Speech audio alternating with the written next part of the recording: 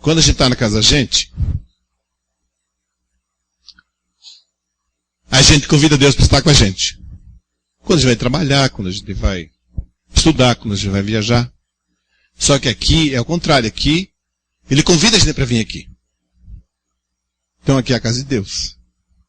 Aqui a gente vem para ter um encontro com Ele. E sabe, nós a gente não dá importância. Casa de Deus. Eu tinha, no começo, falei para você colocar ali um verso ali do Salmos. Que o salmista fala, né? Alegrei-me como disseram uma casa do Senhor. Mas quando vem a casa de Deus, eu não sei como é que o dia de vocês foi hoje ou a semana. A gente leva muita pedrada, a gente também dá pedrada. A gente passa muita tristeza, a gente chora, a gente, enfim, ri. Mas aqui, a gente vem para ser abraçado por Ele. Amém? Então vamos colocar de joelho então e vamos falar com o nosso Deus.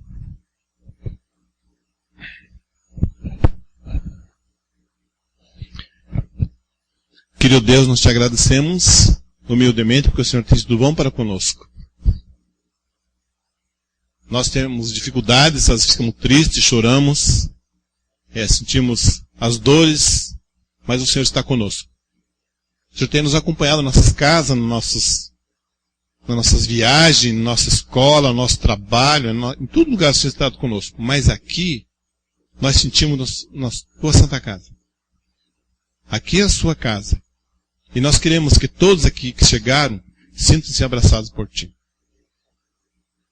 Aquelas pessoas que choraram, que choram, que estão com o coração magoado, que estão machucadas, que o Senhor possa ser um bálsamo em cada uma delas. Que todos nós possamos sair daqui bem mais felizes do que quando chegamos. Que o Senhor nos dê a tua bênção, que nos dê a tua segurança e a tua paz. Que possamos continuar trilhando os caminhos que nos levam para o céu. Mas para isso precisamos entender que dependemos do Senhor a cada instante da nossa vida. Mas já te agradecemos por tudo que tem feito por nós. Pedimos que fique conosco agora nesses momentos sagrados. Que possamos sentir realmente a tua presença, o teu abraço. E que o Senhor fique do nosso lado, segurando a nossa mão. Te agradecemos e pedimos tudo isso. Em nome de Jesus, que é nosso Salvador e nosso Senhor. Amém. Amém.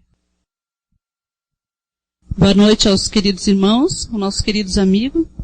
É importante que a quarta-feira a gente tomou por hábito, aqui na igreja, falar sobre a nossa dica especial de saúde. Lógico que eu falo porque vem tudo prontinho já, né? Quando a gente é da Temperança e Saúde, eles mandam, né? Pra gente um livrinho e a gente tem todos os dias o que vai falar. Hoje eu vou falar um pouquinho sobre os cereais refinados. Quem é que gosta daquele pãozinho do mercado que cheira quentinho, gostoso ali? Quem não gosta, né, irmãos? Mas a senhora White nos faz um apelo aqui ao coração. Fala assim que as mães sejam sábias. E a religião vem na alimentação também. Fazer pão integral em casa. E é delicioso. Você já assar o pão assim integral? A tia sabe, olha, quem não sabe fazer também a tia pode ensinar, né, tia? A tia é ótima nisso. Ela fazia pão aqui até para vender um tempo aqui na igreja.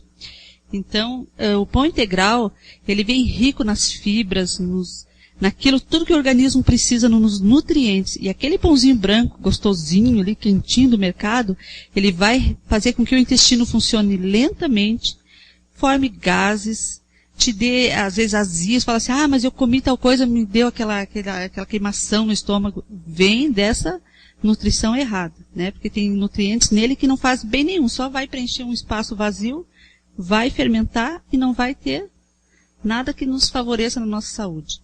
Então a senhora White fala assim que uma parte da religião está principalmente com nós mulheres, em fazer em casa, quanto mais possível, alimentação mais natural. Voltar às nossas raízes, fazer aquele pãozinho gostoso, integral. Falar, mas é muito caro. Sabia que o pão integral é mais barato para fazer do que um pão de farinha branca, de cereais refinados? Nossa, aquela broa de centeio, né? Que delícia com mel, né? Eu já gostava bastante. Então, gente, a gente, sabe, nós estamos perdendo o hábito, porque está tudo muito fácil, a nossa vida está muito corrida também, né?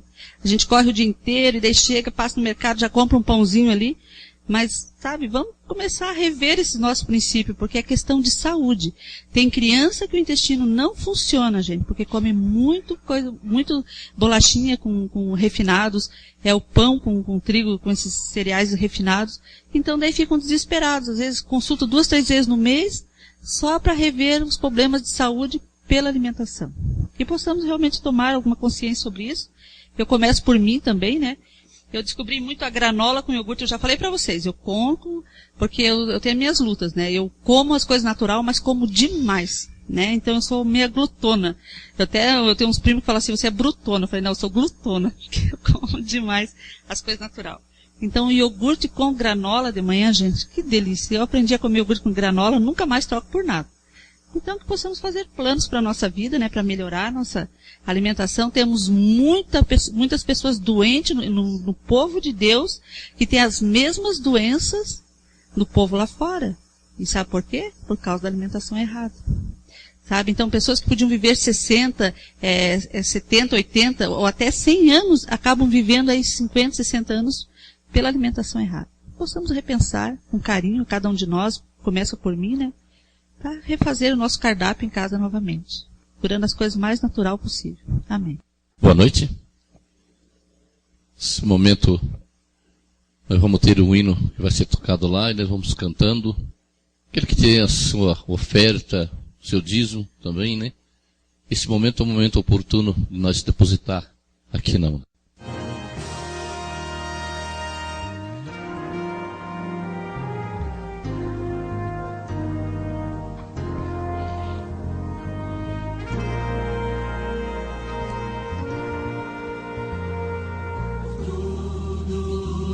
Tens feito por tudo que vais fazer, por tuas promessas e tudo que és. Quero te agradecer com todo o meu ser. Te agradeço, meu Senhor.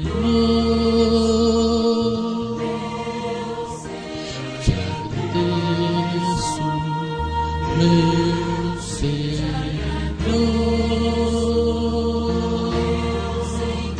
te agradeço por me libertar e salvar, por ter morrido em meu lugar. Te agradeço, então te agradeço, eu te agradeço.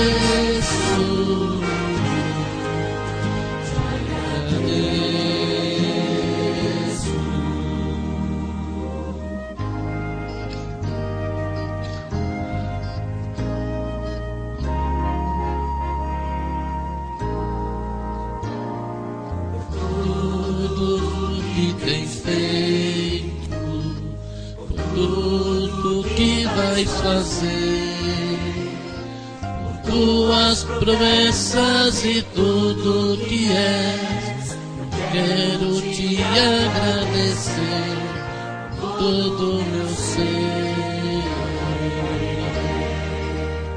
Te agradeço, meu Senhor.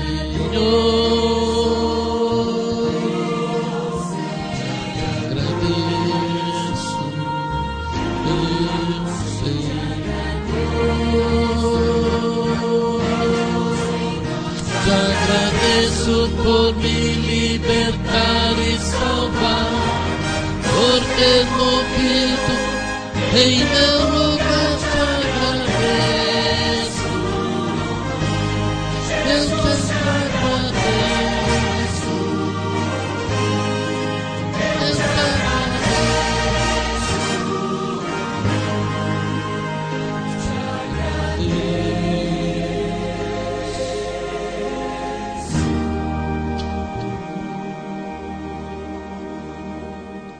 Vamos orar? Vamos colocar em pé? Te agradecemos, Senhor Jesus, por tudo que o Senhor tem feito na vida de cada um de nós. Agradecemos-te, ó Pai, por mais um dia de vida, Nessa quarta-feira, qual o Senhor dispensou teus santos anjos para acompanhar cada um de nós, nos guardou e livrou dos perigos dos males desse mundo. Aqui nesse momento, querido Deus, a cada um dos teus filhos e filhas que chegaram aqui, a cada visita, um agradecimento muito especial pelo dom da vida, por tudo que o Senhor tem feito a cada um de nós. Fique conosco, fica na programação que se segue, que o mensageiro dessa noite, a mensagem, eu tenho certeza, ela vem do teu trono de graça. Que o mensageiro seja ungido por ti, e a mensagem que ele trouxer possa encontrar morada em nossos coração. E sair daqui alegre e feliz, porque tivemos um encontro contigo. Oramos em teu nome, querido Jesus. Amém. Tem bastante gente, vamos dividir em grupos, que é melhor, tá, gente? Para a gente poder conversar, fazer nossos pedidos. Antes, porém, eu não sei que horas que vai voltar do passeio, Levi, domingo? Levi. O passeio, que horas vão chegar aqui, já sabe ou não? É? 5 então dá tempo. Gente, é o seguinte, aqui o programa de domingo à noite, o irmão Valmir do Alto Boqueirão vai estar pregando. Mas vem o conjunto masculino do Boqueirão. Eles vão vir cantar aqui. Eu falei que o Thaís, eles tinham já pré-programado, né? Vai ser bem bacana o programa. Tomara que os casais venham logo para assistir todo mundo junto, né? Então vou dividir em grupos, gente, que é muito bom. A profeta faz teu pedido e alguém do grupo faz a oração. Por favor, vamos dividir.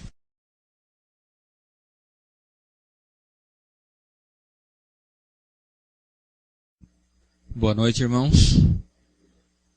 Que a paz do Senhor seja com todos nós. Essa noite o irmão Sebastião me convidou para que pudéssemos repartir o pão, para que pudéssemos ser o garçom dessa noite.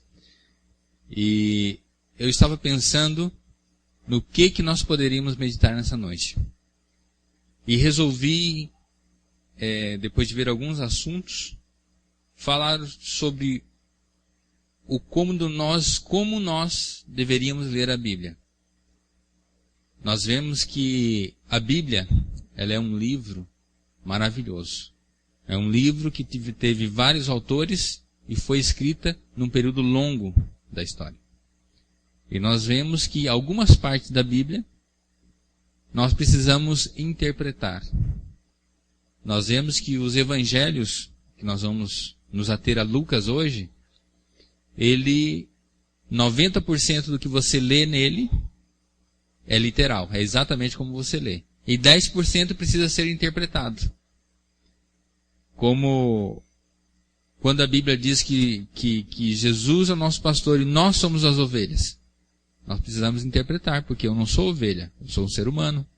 Mas quando nós lemos na Bíblia que Jesus disse que Ele é o pastor e eu sou as ovelhas, nós precisamos interpretar que Ele é o que? Ele é o nosso exemplo. Ele é o nosso líder.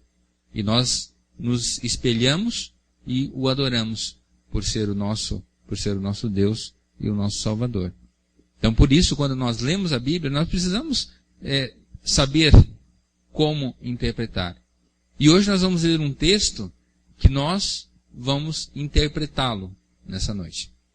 Eu gostaria de dizer para você que está nos assistindo pela internet, que Deus possa abençoar e que o Espírito Santo toque em seu coração. E que toda vez que você abrir a sua Bíblia, que você possa realmente entender o que você lê. Que o Espírito Santo possa estar te ajudando. Eu gostaria que vocês abrissem suas Bíblias no livro de Lucas. Lucas, no capítulo 16. Lucas, no capítulo 16, no versículo 19, vem falando sobre uma história.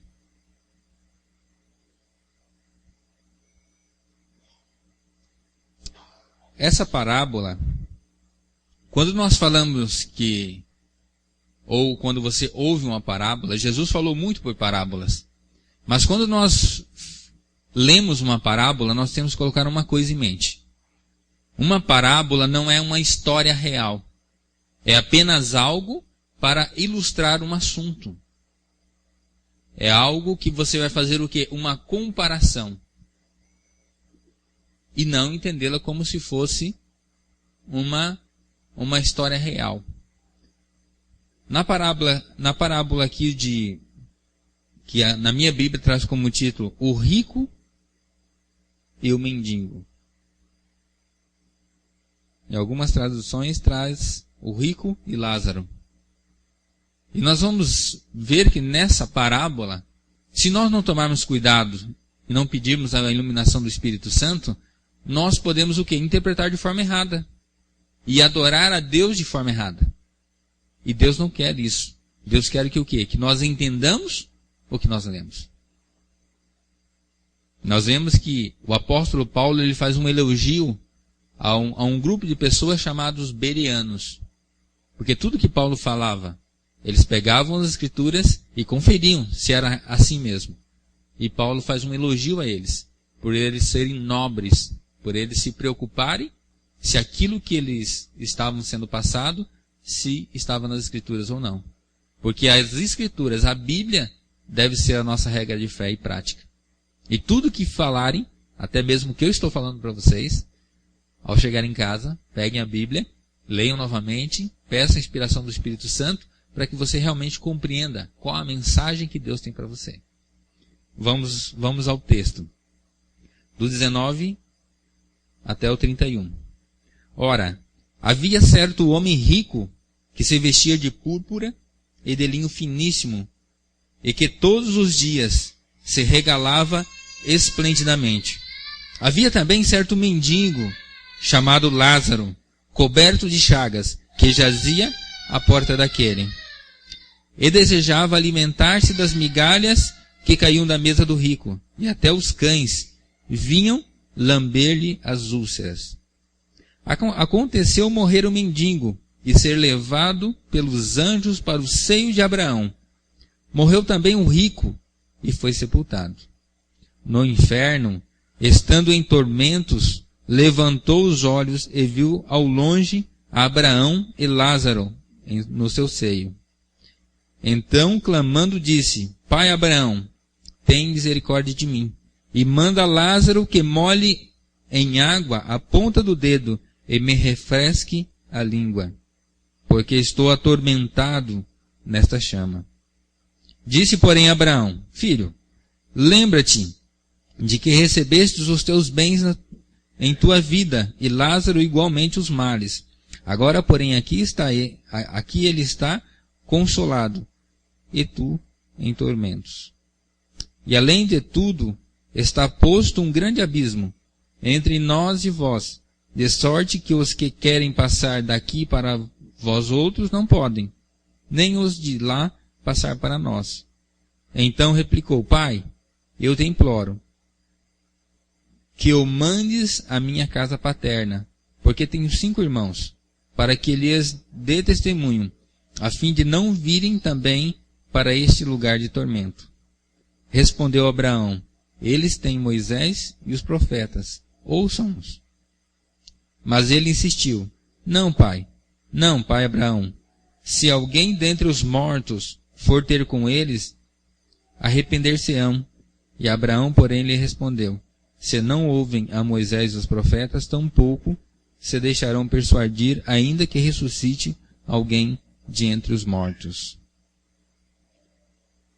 Quando nós lemos, é importante a gente ter em mente que Jesus estava Jesus sempre ensinou por meio de parábolas.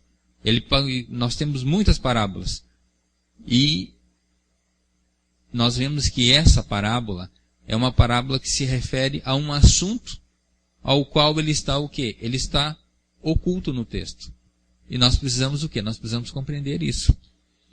Quando nós vemos a parábola que nós acabamos de ler, que, só para recapitular, que havia um homem rico e havia um homem pobre. O pobre se chamava Lázaro. O rico, a Bíblia não comenta o nome dele. Mas esse rico, ele estava na sua casa, e o pobre, que tinha chagas, feridas pelo corpo, que os cães lambiam sua ferida, vinham na casa do rico para comer das migalhas da mesa do rico. E o relato diz que o quê? O rico morreu. E o pobre também. O pobre foi para o seio de Abraão, e o rico foi para o inferno. E diz que lá estava muito quente. E nós vemos pelo relato, pela parábola, que diz o seguinte, que o rico diz assim, olha, está muito ruim aqui, nós precisamos avisar os meus familiares para que eles não venham para cá. E olha para cima, que dá a entender que existe um espaço, como se fosse um precipício, um abismo, que separava Abraão e o pobre, o Lázaro, que estava num lugar bom, do rico que estava num lugar ruim. E que estava muito quente. Queria que o pobre molhasse o dedo na água e colocasse na ponta da língua dele para refrescar ele. Já imaginou esse calor? E ele pede que o quê? Que o pobre ressuscite e volte a levar a mensagem para a sua família. Mas quando nós olhamos esse texto, nós precisamos compreender uma coisa. Que a Bíblia, em momento algum, que nós lemos aqui, a Bíblia não fala que o rico transgredia os mandamentos de Deus. A Bíblia não fala que o rico era mau, que o rico fazia coisas más, que merecia o inferno. A Bíblia não fala que o rico era mau. E nós vemos em toda a Bíblia que a Bíblia não condena você ser rico. Porque nós temos o quê? Nós temos Jó, um homem muito rico. Inclusive, Deus conversa com Satanás e diz, olha, tem visto o meu servo? Meu servo estava lá. E Jó era rico. Nós vemos que Salomão foi um grande homem, um homem mais sábio que houve sobre a face da terra. E, no entanto, ele era rico. Nós vemos que José de Arimateia era rico, Nicodemos era rico. Muitas pessoas, Davi também era rico, Abraão era rico, o pai da fé. Então nós vemos que ser rico não é justificativa para perdição. Então nós vemos que o quê? Que essa parábola não pode ser levada ao pé da letra. Porque ser rico não é mal e é bom. Mas agora vamos pensar no pobre, no Lázaro. A Bíblia não diz que Lázaro era um servo fiel de Deus, que ia à igreja, que dava esmolas, que ajudava a viúva e ajudava as crianças, ajudava os pobres, para que ele merecesse um lugar bom. Inclusive a Bíblia, Salomão diz que, lá em Salmos 37, 25, Salomão diz, fui moço, e no entanto agora sou velho. Mas nunca, no entanto, vi um justo desamparado, nem ser uma descendência mendigar o pão. Então nós vemos que Deus, Ele quer que as pessoas tenham o mínimo para sobreviver. E se for da vontade dele, você vai ser rico ou não. Mas, no entanto, ser rico não é ruim aos olhos de Deus. E a Bíblia não diz que esse pobre era uma pessoa fiel a Deus. E continuando o relato, nós vemos que o quê? Que quando a Bíblia fala nessa parábola que o rico, que o pobre, morreu e foi para o seio de Abraão. E se nós fôssemos levar ao pé da letra, quantas pessoas hoje estariam no seio de Abraão? O seio de Abraão caberia quantas pessoas? E quando o próprio Abraão morreu, ele foi para o seio de quem? Para o seio dele mesmo? Não tem como. E as pessoas que morreram antes dele? Então nós vemos que o quê? Que essa é uma parábola que não deve ser lida como se fosse literal. É apenas uma história que não é verídica, para apenas retratar um ensinamento que está oculto nela. E nós precisamos compreender a parábola. E se nós fôssemos continuar ainda, nós observaríamos que o quê? Que existe um espaço muito pequeno entre o céu e o inferno. Quem está no inferno olha quem está no céu. E quem está no céu olha para quem está no inferno. Já imaginou você? Quando Jesus voltar e nós formos para o paraíso, quando nós formos para a nova terra, já imaginou você passeando num lugar muito bom, tranquilo, sem morte, nem pranto, nem dor? Tudo bem, daqui a pouco você ouve um gemido. E você começa a chegar e aquele gemido vai aumentando, daqui a pouco você chega e olha, o inferno. E as pessoas lá, sofrendo, angustiadas. Vocês já imaginaram? Então, assim, nós precisamos o quê? Compreender o contexto do que a palavra de Deus diz. Porque nós precisamos ler a Bíblia, nós precisamos ler a palavra de Deus, mas ela deve ser sempre lida com oração, porque é o Espírito Santo que revela para nós o que Deus tem para nós. A Bíblia tem uma mensagem para cada um de nós. E você pode perceber que você vai ler um texto hoje, vai ler um texto amanhã de novo, e daqui a algum tempo você vai ler o mesmo texto, e toda vez que você lê o mesmo texto, você descobre coisas diferentes. É o Espírito Santo que está esclarecendo para você, a partir do momento que você entra em contato com a palavra de Deus. E nós vemos que esse texto, ele está se referindo quando Jesus coloca que o rico pede para que uma pessoa ressuscite e vá pregar. E o que Jesus diz? Não. Ele tem Moisés e os profetas. Quem são Moisés e os profetas? Na época de Jesus, tinha Moisés? Não. Tinha os profetas? Vivos? Não. Mas aqui está Moisés e os profetas. Tudo que Moisés e os profetas fizeram estava na palavra de Deus. E Jesus estava dizendo o quê? Ele estava dando essa mensagem, colocando dois tipos de pessoas. As pessoas que eram ricas, abastadas, simbolizada pelo rico, que era quem?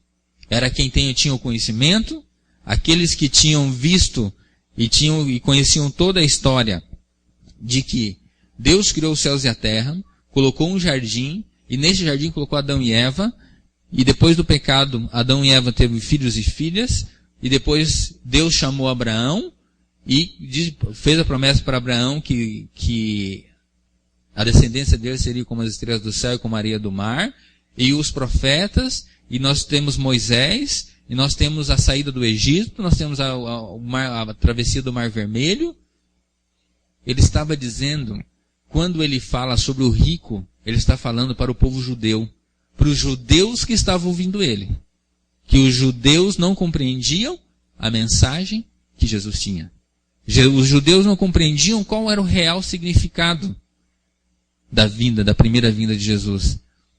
Eles fechavam os olhos, achavam que era rico, mas no entanto, tinha pessoas querendo comer das migalhas. Que eram quem? Os gentios. Os gentios estavam sedentos pela palavra de Deus, sedentos em conhecer o nosso Deus. E no entanto, o povo judeu achava que era rico e a riqueza era só para eles. E eles não queriam dividir isso. E quando Jesus conta essa parábola, ele fala ao coração daquelas pessoas que estavam ali. E aquelas pessoas que estavam ali, elas compreenderam. Os judeus que estavam ali compreenderam que o rico era eles. E que o pobre era quem? Eram os gentios. Jesus sabia que alguns anos depois, nós sabemos que com a morte de Estevão, foi mais ou menos o marco onde o evangelho seria levado para todos os lugares. Não precisaria ser judeu.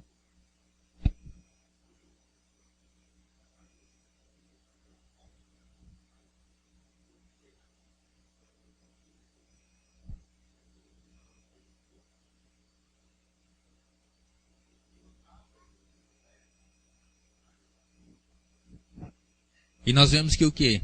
Que essa parábola está falando de dois grupos de pessoas. As pessoas que achavam que eram ricos, que eram os judeus, que tinham conhecimento, tinham o Deus verdadeiro, conheciam o Deus verdadeiro, e tinha o gentil, que era considerado como o quê? Ele era considerado como aquelas pessoas que eram idólatras, aquelas pessoas que não adoravam o Deus verdadeiro, aquelas pessoas que eram a escória da terra. E nós vemos que Jesus, nessa parábola, ele coloca esses esses dois tipos de pessoas. Aqueles que se achavam ricos e aqueles que eram pobres, porque eles não tinham o conhecimento que os judeus tinham. Então nós observamos que o quê? Isso está nas entrelinhas. Isso está na interpretação do texto. Porque na época, quando Jesus contou essa parábola, se nós olharmos toda a Bíblia não fala sobre um céu e sobre um inferno. Que você olha o teu irmão lá sofrendo. Que você fica num lugar que você possa conversar. O céu e o inferno sejam tão próximos que você possa conversar. E daí surge a ideia de um purgatório. Não, existe um meio termo. Mas a Bíblia não diz isso. Por isso que nós temos que estudar o texto dentro do seu contexto. Para que nós possamos o quê? Saber como é realmente a vontade de Deus. O que Deus quer falar para nós?